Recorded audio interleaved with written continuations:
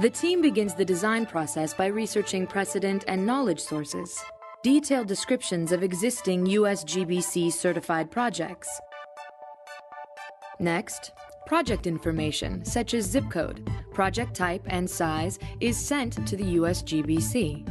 The USGBC responds with a list of possible LEED credits customized for the project. Clear iconography illustrates each LEED category, indicating how many points have been achieved in each category. The research team adds a carbon icon, which tracks credits that contribute to reducing the total carbon footprint of the building. Credit goals are set to yes, no, or maybe. An additional set of indicators shows which credits are calculated directly from the building information model.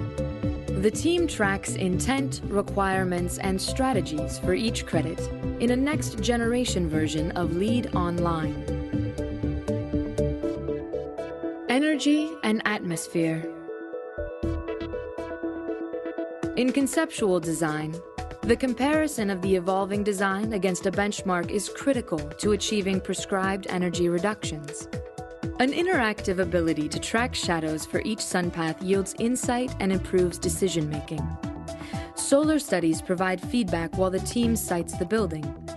The team considers the impact of important site conditions, such as mature trees and an existing water tower. Comparing different schemes against one another provides knowledge about trade-offs. The schematic energy meter shows comparative energy analysis for different options. Indoor environmental quality. With the model more developed, additional analysis can be performed and acted upon. In this scenario, the daylight analysis view shows that the project hasn't achieved daylighting LEED goals. Increasing the window height brings more light into the workspaces. The simultaneous aggregation of this rich set of information, the model, color-coded plans, LEED credit listings, scores, and graphic analysis, enables designers to observe cause and effect directly. 2 daylighting credits are achieved, but at the expense of losing an energy credit. The project team brings in a daylighting consultant to provide alternative design strategies. The interface allows multiple means of making contributions. The consultant sketches a design directly onto the interface, suggesting sun shading devices to block out direct solar gain and also bounce light deeper into the space. Horizontal and vertical louvers are added to the model, reducing total energy consumption while maintaining the 2 daylighting credits. To further improve energy efficiency, the designer experiments with glazing alternatives, such as low-E glass for the south facade.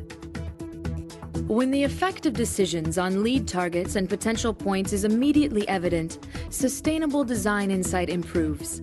The system indicates the project is tracking well against the set goals for energy and indoor environmental quality. Water efficiency. Additional credits are also considered, such as water efficiency.